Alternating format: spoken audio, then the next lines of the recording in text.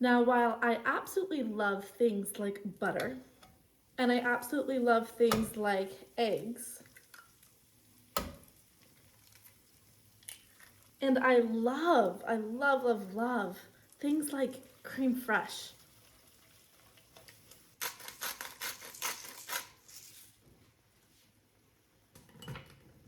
And while I absolutely love putting things like smoked salmon, and I have this huge thing of bacon that I love putting in my eggs too, there is absolutely no way that I would only want to eat bacon, eggs, steak, and pretty much just that for the rest of my life.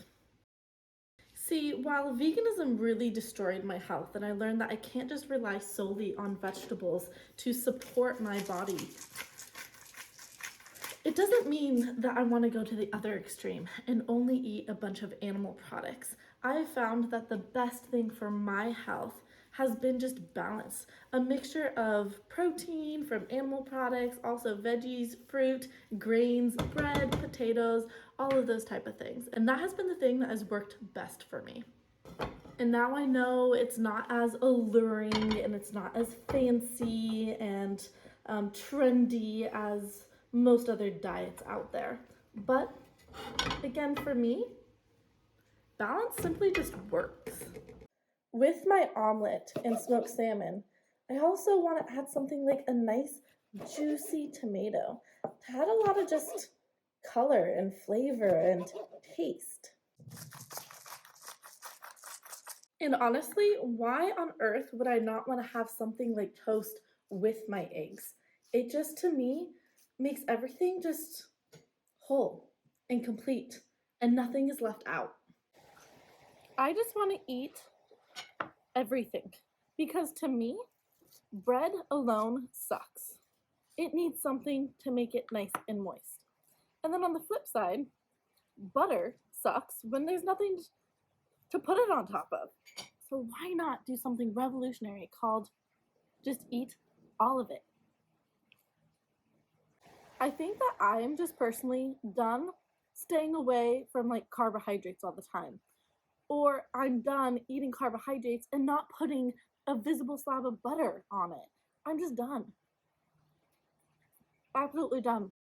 Before we get started, my name is Chloe. I am an amenorrhea recovery coach. I help girls get their period back after years of disordered eating, eating disorders, being stuck in quasi-recovery. So I help with the whole process of getting a better relationship with food and body and exercise, and then also, thereby when you do that, getting your period back if you lost your period. But even if you didn't lose your period, if you were in energy debt and if you have struggled with any sort of eating disorder or disordered eating, this is the place for you. So make sure that you go down below, you hit the like button before we get started. It's a great free way to support the channel and I really, really, really appreciate it. So make sure you go and like it, and then also make sure that you go and you subscribe to the channel so that you get notified the next time that I come out with a video that is going to help you get to the land of full recovery.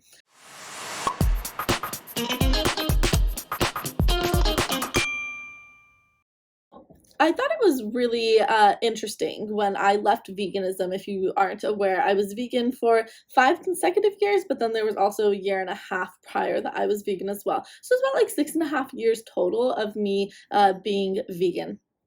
And my whole kind of journey, just in a quick little snapshot for those who don't know, I struggled with multiple eating disorders. I held on to veganism as a way to really continue my eating disorders, but make other people think I wasn't continuing my eating disorders. It was like a socially acceptable way for me to restrict. But it wasn't just that. I also was just like really fascinated, obsessed with health, and I really did just think that like eating a vegan diet was like the only way, truth, and light to dietary enlightenment.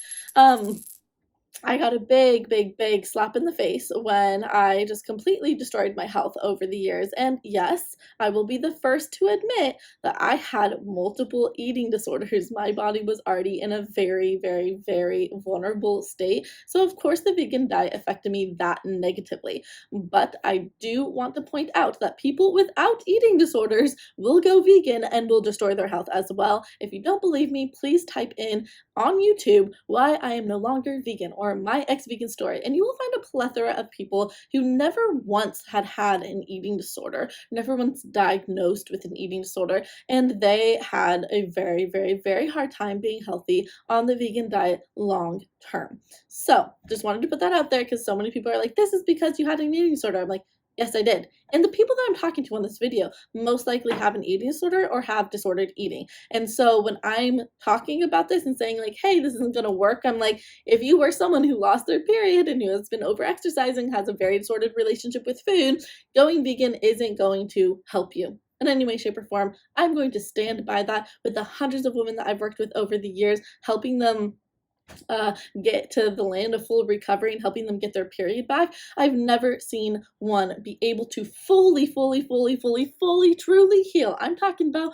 energetically heal, physically heal, mentally heal from their eating disorders while maintaining a vegan diet. There's always still some sort of fear about food when they hold on to that very restrictive diet called veganism. So anyways, my health started to completely deteriorate. And I actually, the last, like, it was about 3-4 months of me being vegan. This was like the 5-year stint, right? The time that I claimed I was recovered, and I wasn't recovered at all. I'm like, I didn't even have my period back. I don't know how I claimed I was recovered. And that's another thing. Like, if you claim that you are recovered and you still don't have a monthly menstrual cycle, I'm like, you're not. You are still under eating. You still aren't eating the food that your body wants. That's just fact. I'm sorry to break it to you. It might be a hard pill to swallow, but I'm here to give the hard pills to swallow because I actually do want you to recover, because I know how amazing recovery is. But anyways, so I went raw vegan for like 3 months, and that's what, like, that was just like the straw on the camel's back, right? My body was like, what are you doing? This is awful. I was like, yeah, I like didn't even want to eat mustard because mustard was like cooked somehow. And I wasn't doing a lot of oils and things like that. Anyways, really just deprived my body of like any nutrition because all I was eating was like vegetables. And I got to the point where my body just, I literally could not look at a piece of broccoli without wanting to throw up. Like, my body was physically negatively reacting to the food that I was eating. And I started just daydreaming about food all day. And I knew that I had to get out of it. And so I made the decision. You guys have probably seen them running around or heard them in my videos, but I have like 15 chickens in my chicken coop over there. Maybe I'll go take a little Snapchat video and put it here for you guys. They're really cute. We just got some new babies. They're probably like a couple months old now, but really cute chickens. And anyway, so we get fresh eggs every single day. And I went and I got 4 eggs and I made an omelet. I came out to my following really quickly being like, hey, just FYI, I'm feeling really sick on, being vegan, even though I was such a promoter of it, and I'm going to start eating some eggs. And I really did think that I was just going to start eating eggs, but it wasn't but a mere hours later after eating that omelet. I had it for lunch. By dinner time, I was at Whole Foods on the phone with my sister being like, what meat do I buy? I cannot remember how to make meat. I'm so nervous, yet so excited, yet so nervous, and I have no idea what I'm doing. I got some lamb that night, made a lamb stew, and it was just like, my brain turned back on. And I know people say this and all these vegans love to bash it and be like, that's scientifically unproven. I'm like, I don't care. I experienced it. I know what I experienced. The moment I ate those eggs, that's really the moment where I was like, whoa. And it was the first meal I had digested in years. Like, being vegan, my digestive system sucked. All the fiber, I would eat all these, like, I would make a juice and then I would make like pulp crackers and do something like that. The very fibrous foods. And this egg omelet that I made was like, it was heaven. It was like the first like fiberless meal that I had, and my body was so thankful for it. And anyway, so I went on this whole journey of adding in animal products back in, which eventually led to me going all in to get my period back, which is completely eliminating exercise, completely eliminating all food rules, freely eating, intuitively eating, and just eating what my family ate and just not being, weird about my food anymore. But it was so interesting, and this is what the video is about today. It was so interesting that as I left veganism, I got so many messages from people telling me that I should go carnivore.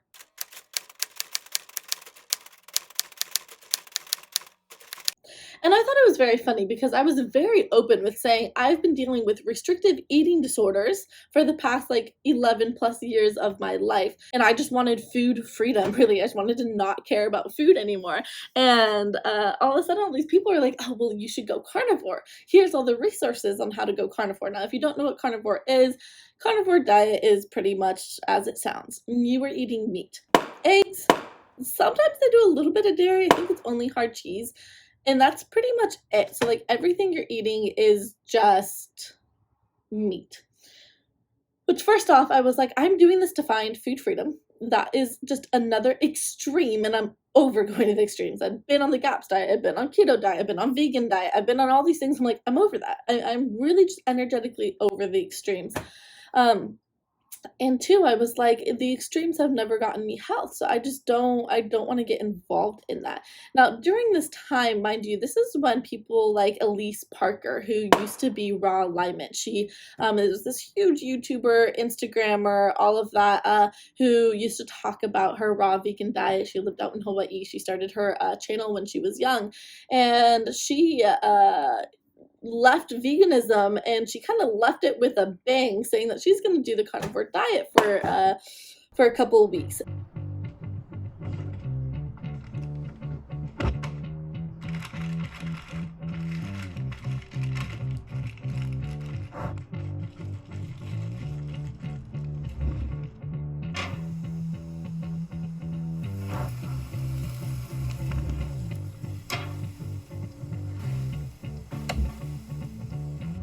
I've done a lot of crazy things in my life, but I haven't eaten only meat for 30 days until now.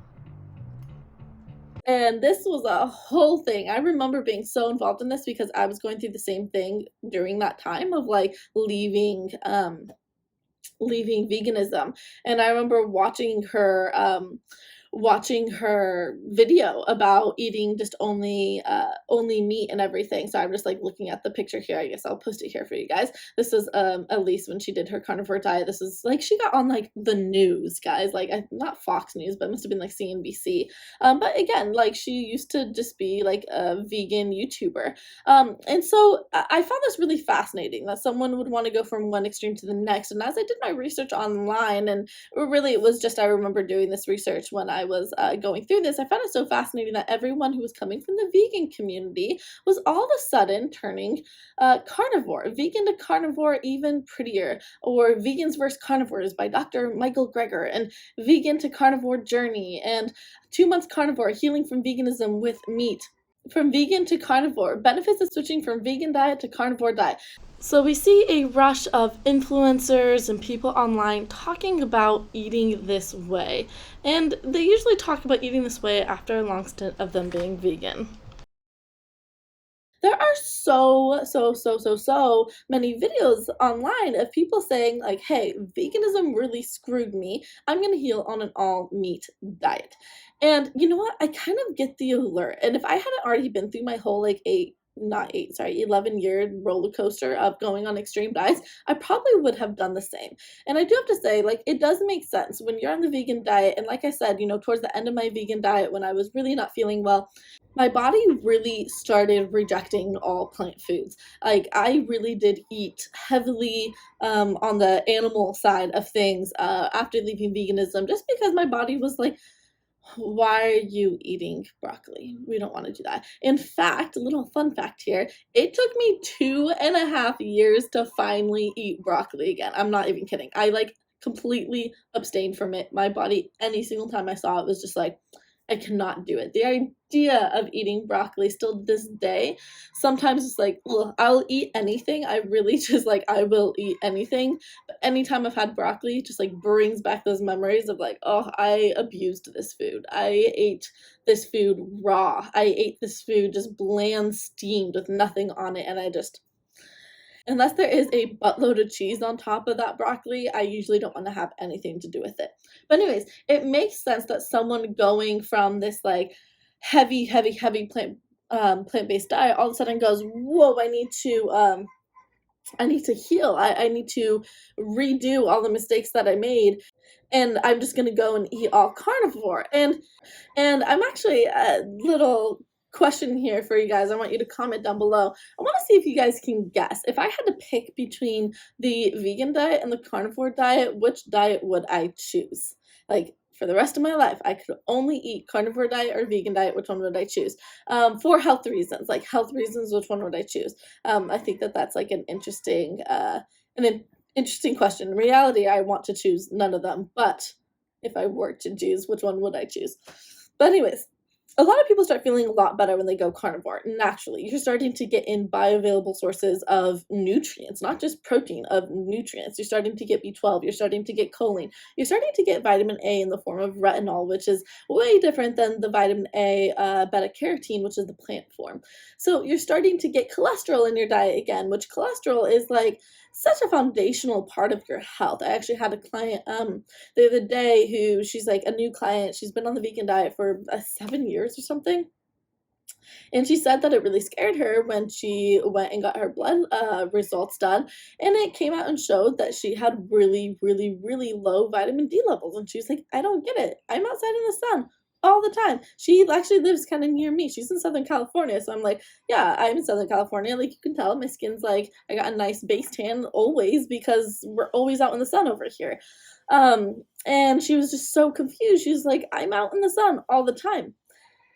And what I told her was that you have to have cholesterol in order to synthesize vitamin D. And so a lot of these vegans go vitamin D deficient, and they just don't understand because they're like, I'm living out in Hawaii. I am like in the sun all the time, and they're still vitamin D deficient. And again, that's because you're lacking in cholesterol, which the body needs to synthesize that. Your body also needs cholesterol to make all of your hormones. So if you're struggling with amenorrhea, yes, cholesterol, aka butter and fatty pieces of meat and things like that, are going to be things that you want to incorporate into your diet so that you can give your body the foundational resources of hormones. Like, you need to be making hormones. Don't take out cholesterol, which is going to be that foundational thing. So here's the thing, though. I want to talk about why I am against the diet. Quickly, the obvious. 1, it's restrictive. 2, you end up having to do the exact same thing you did while being on any other diet, which is like bring your own Tupperware to, barbecues and dinners and things like that, or be really picky about the restaurants you go to. And it's just, it's not freedom with food. So that, of course, that's like the big reason why I am against it. I'm also against it because it's like when you do something as extreme as, like, say, veganism or carnivore, it's an ideology. It is a belief system. It is a dogma. And I personally, have sworn myself away from all dietary dogma because I see how toxic it can be.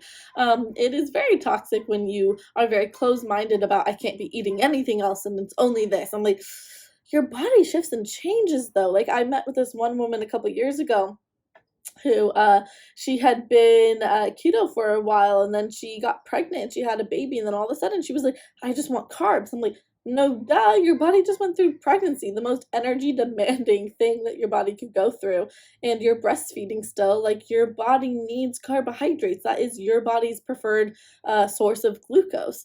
But she had a really hard time switching back to introducing carbs because she was so, like, she was going to all the conventions for, keto diet, and she had all the products, and she was, listening to all the podcasts and the books and everything and the documentaries, and she was so invested in it and so closed-minded towards, like, this is the way, that she couldn't see that it was really impacting her ability to recover from pregnancy and to continue to breastfeed. And so it's always so just important that we stay open-minded with our food. Like, hey, there are times in my life where I want a lot more meat, say when I left veganism, than now when I eat maybe I do still eat a lot of meat. I still do eat a lot of meat, but it's different because I have more of a balance of everything now. I would say I was really like, yeah, kind of like a lot of these people, kind of like, oh, vegetables, no, don't want to do it. I never eliminated them. I never was against them, but I did notice that initial just like, ooh, your body wants yogurt, it wants cheese, it wants eggs, it wants steak, it wants all of these things, versus this. And now I eat just a hodgepodge of all of it, right? And so there's different seasons in our life where we'll need different things, and it's important to listen to that. Okay, so we have that kind of reason why I'm like, let's maybe stay away from just going on to another extreme after veganism and stepping into the carnivore diet. Number two, the reason why I don't like it is it's this like our world loves to do it, but we just love to pick one macronutrient or one food group and demonize it. I'm like, stop it. Stop doing that. This isn't like one food group. Like, this isn't one thing that is bad that is causing all these issues. Like, in fact, what is causing all these issues is the fact that you cut out all carbs, or you cut out all animal products, or you cut out all fat. By the way, I'm sorry. I have a really, really, really sore throat right now. I forgot to mention that in the beginning. So it's kind of hard for me to pronunciate. It's hard for me to pronunciate my words right now because I literally like it hurts to swallow. Like, that is how, yeah, that's how bad my throat is right now. I'm curious if anyone has gone into surgery and has been intubated and has had this issue, because I've never, like, I really rarely get sick, and I never get sore throats or anything like that. But ever since my surgery a couple months ago, I just continually am getting sore throats. And I remember after surgery, I was so dry and everything because I was intubated for 7 hours in surgery. Anyway, so I'm wondering if anyone else has gotten surgery and been intubated and has kind of had that same thing, because I'm like, what am I supposed to do here? My throat, I eat a lot of raw honey, been, doing a lot of lozenges, doing a lot of like things like that. My throat is just always constantly dry now. Anyways, so what was I saying?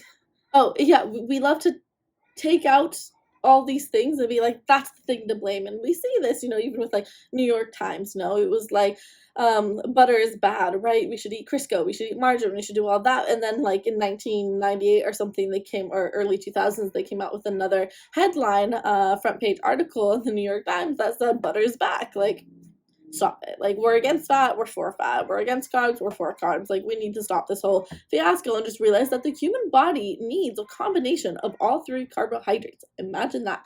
There's a reason why they all exist. Our body will work the best when we have it all. And that's just, straight up understanding the metabolism and how especially female physiology works. I'm saying especially female physiology because the people I work with are women, and I'm usually dealing with their hormones. And so it's like, we got to understand what your female body needs to actually produce the appropriate amount of hormones for you to stay fertile. Wait a minute, guys. Let's rewind here for a second. So we see a rush of influencers and people online talking about eating this way. Yes, I knew this looked too familiar. I knew I saw that face before. Here it is, ladies and gent. This is exactly what happens all the time. You have one person that's like, hey, look, I have been, carnivore, and it's amazing, and let me sell you ebooks, and let me, coach you on how to be carnivore. And then what happens a couple years later? They come out with a video saying, why quit veganism? Why quit the carnivore diet? Why quit being keto? I'm just saying, you guys, this happens all the time. Hey guys, welcome back to my channel. If you clicked on this video, you probably know what it's going to be about because you read the title. But I just wanted to sit down today and it's not just her, guys. Here we have our friend Frank Tufano, who was in the beginning of this video. Again, totally by accident, didn't mean to do this. But as I was searching around a little bit more on YouTube, and I found this video of Frank Tufano eating raw liver and kidneys and put it up in the first clip of this video, I also then found his video saying he's no longer carnivore. And then we have this person saying they're no longer carnivore. And then even this person saying they're no longer carnivore. And then guess what? Do you know who this guy is? Paul Saladino? He is literally one of the biggest advocates and creators and supporters of the carnivore diet, saying that he is now introducing other foods into his diet. I wonder why, guys. Let's read into that, actually. Let's find out why. I was reading this article, and it said one of the negative impacts of a carnivore diet is hormone production slows down. Hormone production is affected when you don't eat carbs, naturally. So T3, the body's main thyroid hormone, which is converted in the liver from T4, and your liver needs glucose to function properly because that is the liver's primary fuel source. So you take out carbs, liver's not working, it's not creating T3, thyroid gets in a mess and metabolism goes down. Now you have digestive issues. Now you're infertile. Now you haven't had a period in months. Now your hair is falling out. All those things are happening just because you didn't give your liver enough glucose. So let's just read what they said though. The body's main thyroid hormone that regulates metabolic rate and is essential for blood glucose management drops and decreases in production when carb levels are too low. Another hormonal response is increased cortisol output. Cortisol is often called the stress hormone as it's released in response to stress to help regulate many bodily processes. Increased cortisol can lead to rapid weight gain, increased blood pressure, and high risk of depression and anxiety. Decreased testosterone levels, the primary sex hormone in men, is also a result of not eating enough carbohydrates. Precision Nutrition summarizes it is best in saying that drastically restricting your carb intake makes your stress hormones go up and your muscle building hormones go down. So you have to keep in mind when you take out carbs, which is the body's primary fuel source, you're putting your body in a state of stress. Now, can your body survive? Yes, which is why people can go and do the keto diet and they're still walking around and living. What's happening is that they're forcing their body into ketosis, where their body is now being fueled off of ketones instead of glucose. And the body can do that. Yes, we have proven that, okay? The body can do it, but we have to ask ourselves, is it the body's preferred source of energy? No, because anytime glucose is present, the body's going to choose the glucose, aka the carbohydrates. The body will only choose to utilize fat as energy when the body is absent of carbohydrates. So it's a lot of stress and it's a lot of extra work on your body to have to use ketones to fuel yourself instead of carbohydrates. And you put yourself in this stress and all of a sudden cortisol goes up. And this is actually interesting, and I'm just thinking about this, because you know how people can get like a high after kind of like switching up their diet and going on something like, you know, the keto diet where or carnivore where they take out all carbohydrates. I'm wondering if that's just kind of that adrenaline cortisol high that they are feeling instead of like a I feel healthy high. Really curious. I don't have any proof of that, but really curious if that is. So let's dive into what this article has to say about the importance of carbohydrates. It says, gluconeogenesis is the metabolic process by which organisms produce sugars, namely glucose, for catabolic reactions from non-carbohydrate precursors. Glucose is the only energy source used by the brain, with the exception of ketone bodies during the times of fasting. Again, the body will switch into ketones if it has to. Doesn't want to. So it's the only source used by the brain, testes, erythrocytes, and kidney medulla. In mammals, the process occurs in the liver and kidneys. The need for energy is important to sustain life, obviously. That's why restriction doesn't work. Your body doesn't run off of thin air. Organisms have evolved ways of producing substrates required for the catabolic reactions necessary to sustain life when the desired substrates are unavailable. AK, your body doesn't want you to die. Your body is going to work hard to keep you alive, even if you are stupid and you go on a zero carb diet. The main source of energy for, I hate this word. Even in my biology classes, I took, microbiology. I took all these insane, biology classes in school because public health is a pre-med degree. And I could never say this. Eukaryotes. I hate it. I hate that word. You read it on the screen right there. I hate that word. So the main energy source for eukaryotes, I just don't know, I can't say it, is glucose. When glucose is unavailable, organisms are capable of metabolizing glucose from other non-carbohydrate precursors. The process that converts pyruvate into glucose is called gluconeogenesis. Another way organisms derive glucose is from energy stores like glycogen and starch. So pretty much what this is saying here is glucose is important. I also wanted to put this here. I'll just do this before I forget. The brain's preferred energy source is missing when you don't eat carbs. Registered dietitian nutritionist Carrie Dennett told Active Magazine, "Your brain depends on glucose from carbs as its main fuel. It takes up only 2% of your body weight, but uses 20% of available glucose. When you don't eat carbohydrates, the brain lacks its preferred energy source, and not eating carbs can drastically impact brain function. It can cause brain fog and affect your sleep cycle, mood, and appetite, all of which are regulated by the chemical serotonin, which is produced by the brain." So, taking out carbohydrates isn't something to just do willy nilly. In fact, here are some of the short-term side effects that we see: nausea, headache, fatigue, insomnia, vomiting, fluid imbalances, dizziness, constipation, something otherwise known as the keto flu. And then here's the long-term: hepatic cytosis, hypopatremia, kidney stone, nutrient deficiencies. I mean, this is serious, guys. Lowering your carbohydrate intake as well. You might think like, oh, that's fine. I eat one piece of toast a day. Like, I'm totally good. No, no. We need to be eating adequate amounts of carbohydrates so that your brain can function properly. I don't get why our society is so against our bodies just working properly. It's like everything we do, all these crazy diets, all these restrictive things that we do, the only eating, super, super low carb or no carb or taking out all animal products. It's like we are trying to get our body out of balance. We're trying to deprive ourselves of the food that we really just want.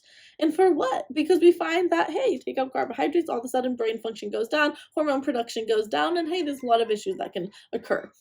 Take out animal products, all of a sudden you don't have enough B12, neurological things can happen, hormone production goes down, you don't have cholesterol. It's like, why are we doing this? Why? Well, when we look at it, for a lot of the girls I work with, a lot of them do, it's like I said, like my desire to be vegan was like half eating disorder than half like desire to be healthy, and I got really confused at what that was. But I would say that most of the women even desire to be healthy just so that they can be skinny. So really I feel like for a lot of my clients at least, this desire to be on all these extreme diets goes down to: how do I keep my body weight low? How do I manipulate my body size and shape? And it's really sad because it's like this narrative is given that food is here to just make us gain weight. Food is here to just make us fat. Food is here to not be trusted. Food is here to give us all of these diseases. And I'm like, that is a very, very powerful and sad narrative to live by, especially when food is our fuel source. It's our sustenance. It's how we are here day in, day out. It's because of the food that we eat.